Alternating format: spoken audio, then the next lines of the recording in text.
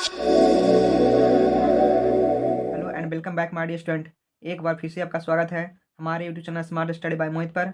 आज की इस वीडियो में हम लोग पढ़ने वाले हैं माय ग्रैंड मदर्स हाउस की समरी, जिसे कमला दास जी ने लिखा है, जो कि इंडिया से बिलोंग करती थी। ये आपका लास्ट पोएम है आपके सिलेबस में, आपके टेक्स्ट बुक रेनबो में। मैंने इसे समरी को इंग्लिश के साथ साथ हिंदी में भी एक्सप्लेन कर दिया हूँ, ताकि आपको कोई प्रॉब्लम नहीं हो। ये आपका पोएट्री का चैप्टर नंबर 10 है, और अभी इस वीडियो में मैं आप लोगों की इसकी समरी बताने वाला हूँ। बिल्कुल ऐसी समरी जो आपको एग्जाम में लिखना है बहुत ईजी लैंग्वेज में। अगर आपको हर पोएम की समरी चाहिए तो आप हमारे प्लेलिस्ट पर विजिट करें। प्लेलिस्ट में आपको A to Z चैप्टर की समरी मिल जाएगी।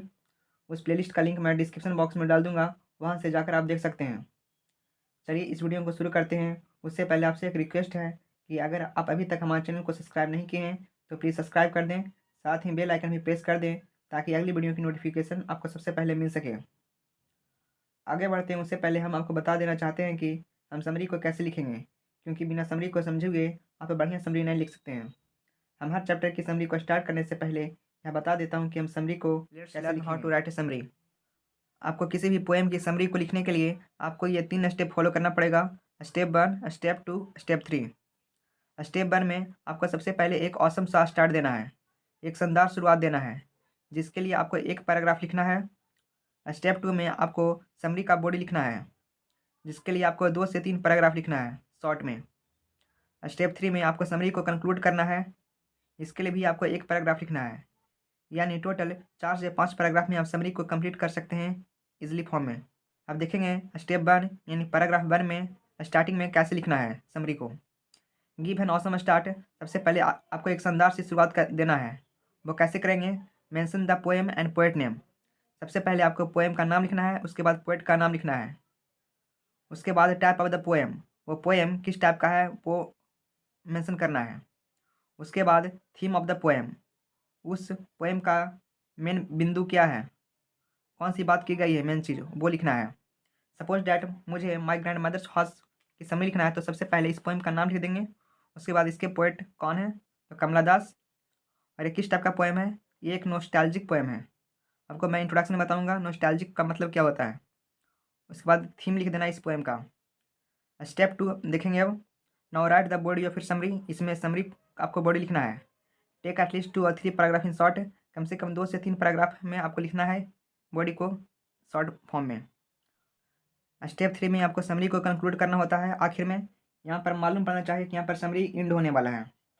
वो कैसे करेंगे? Just mention how was the writer work, मतलब राइटर का वर्क कैसा था इस पोएम में, और साथ में मैसेज ऑफ द पोएम, इस पोएम से क्या संदेश मिलता है जो आपको मेंशन करना है। Is there any message with the writer wants to give, you also have to mention that.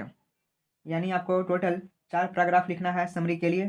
First paragraph में स्टार्टिंग के लिए, सेकंड और थर्ड पैराग्राफ समरी की बॉडी के लिए, और लास्ट पैराग्राफ में आपको समरी को कंक्लूड करने के लिए। यदि आप इस तरीके से समरी को लिखते हैं किसी भी पोएम या चैप्टर की, तो आपको फुल में फुल मार्क्स मिल जाएंगे। ये था इजी फॉर्म समरी लिखने का तरीका। अब हम इस पोएम की इंट्रोडक्शन को हम अच्छी तरह से जानेंगे और याद करेंगे। ये आपको अच्छी तरह से कंप्लीट कर लेना है, क्योंकि एग्जाम में ऑब्जेक्टिव में यहाँ से कन्फर्म आ जाता है, इसलिए आप इसे अच्छी तरह से कंप्लीट कर लीजिए। माई ग्रैंड मदर्स हाउस, ये आपका पोएट्री का चैप्टर नंबर 10 है। ये जो माई ग्रैंड मदर हाउस है, इस पोएम का नाम है, ये किस टाइप का पोएम है? यह एक नॉस्टैल्जिक पोएम है। यह एक नॉस्टैल्जिक पोएम है जिसके पोएट कौन है? कमला दास है। इसके पोएट कमला दास हैं। नॉस्टैल्जिक का मतलब क्या होता है? नॉस्टैल्जिक का मतलब पुरानी यादों का अनुभव करना या फिर प्रस्तुत करना होता है। जो चीज़ बीत गया है उन चीज़ों को याद करना होता है, इसी को हम नॉस्टैल्जिक पोएम बोलते हैं। और ये जो पोएम का नाम है माई ग्रैंड मदर हाउस, इसका मतलब यहाँ पे क्या हुआ?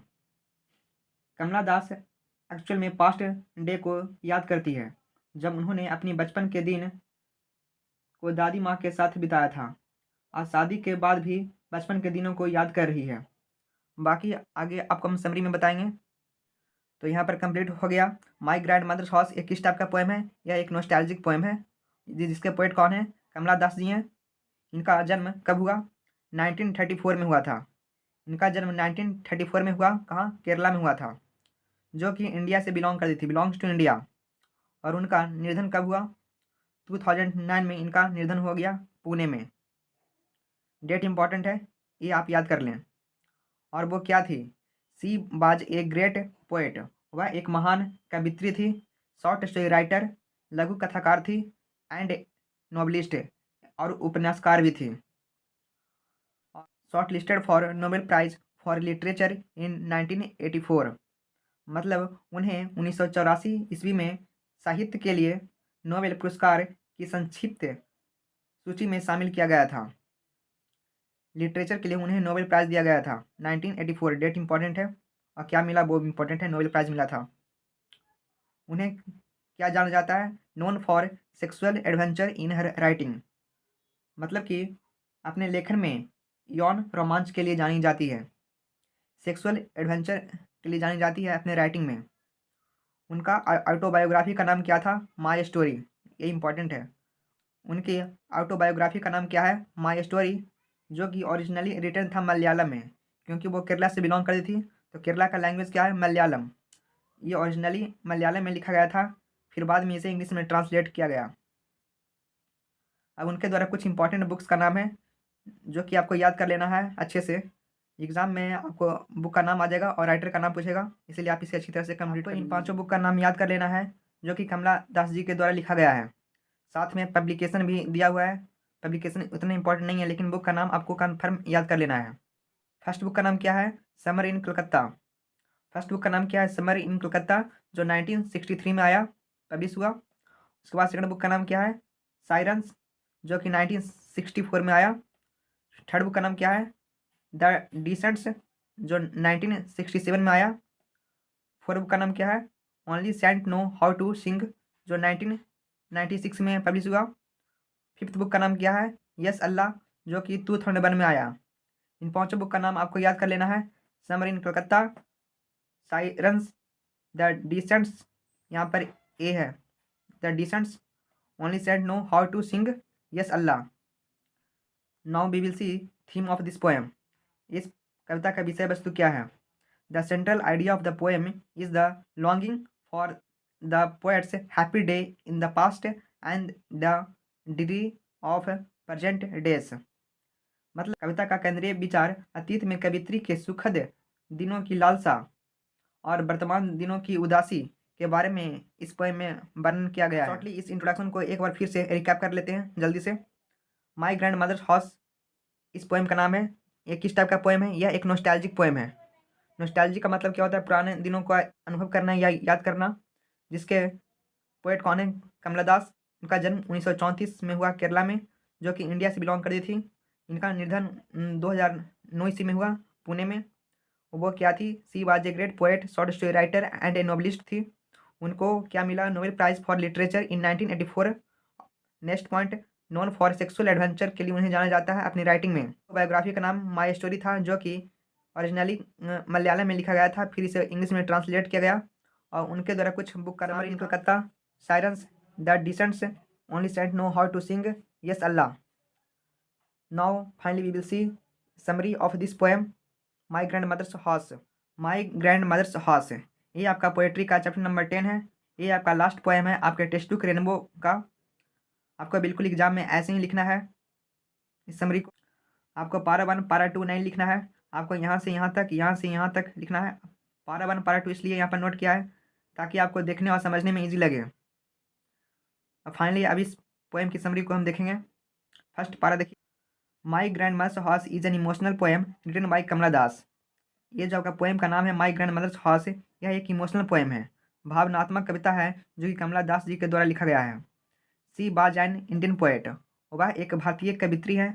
Who wrote in both English and Malayalam, जिन्होंने अंग्रेजी और मलयालम दोनों भाषाओं में लिखा था अपने बुक को। इन दिस पोएम, इस कविता में, she remembers her childhood days spent with her grand mother. इस कविता में वह अपनी दादी के साथ बिताए गए अपने बचपन के दिनों को याद करती है। ओवरऑल हिंदी में समझ लेते हैं। माई ग्रैंड मदर्स हाउस कमला दास द्वारा लिखित एक भावनात्मक कविता है। वह एक भारतीय कवित्री थी, जिन्होंने अंग्रेजी और मलयालम दोनों भाषाओं में लिखा था। इस कविता में वह अपनी दादी के साथ बिताए गए बचपन के दिनों को याद करती है। The poet reminds of the happiest day of her childhood.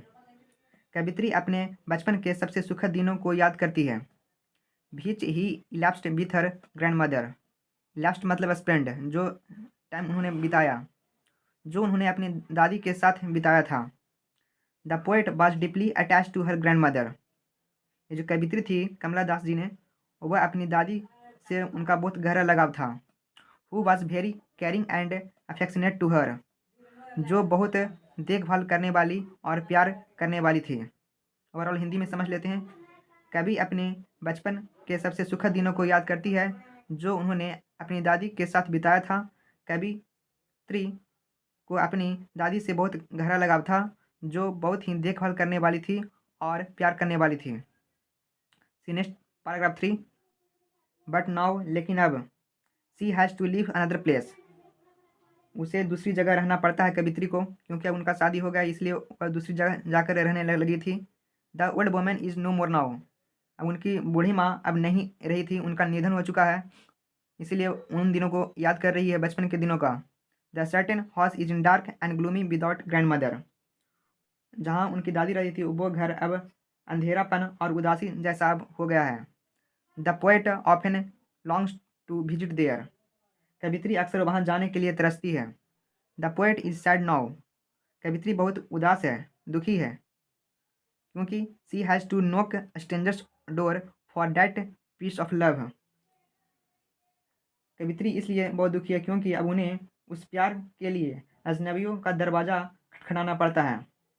मोहब्बत का वो टुकड़ा, मोहब्बत का वो हिस्सा जो उन्हें दादी माँ के साथ बिताया था, वो शायद अब उन्हें न मिले। इसीलिए देखिए अब लास्ट पैराग्राफ नंबर 4। ओवरऑल पहले इसे हिंदी में समझ लेते हैं। लेकिन अब उसे दूसरी जगह रहना पड़ता है। बूढ़ी माँ अब नहीं रही, उस घर में दादी के बिना अंधेरापन और उदासी है। कवित्री है जो अक्सर वहाँ जाने के लिए तरसती है। कवित्री इसलिए दुखी है क्योंकि अब उन्हें उस प्यार के लिए अजनबियों का दरवाज़ा खटखटाना पड़ता है। अब देखिए last paragraph. It's really a fantastic poem by Kamala Das. यह वास्तव में कमला दास जी के द्वारा एक शानदार कविता है। Where she has beautifully expresses her childhood memories and selfless love. जिसमें उन्होंने अपने बचपन की यादों और निस्वार्थ प्रेम को खूबसूरती से व्यक्त किया है। यही था आपका माई ग्रैंड मदर हाउस की समरी। उम्मीद करता हूँ ये आपको आसानी से समझ में आ गया होगा।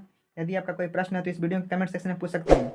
कृपया आप इस वीडियो को लाइक और शेयर जरूर कीजिए। Thanks for watching.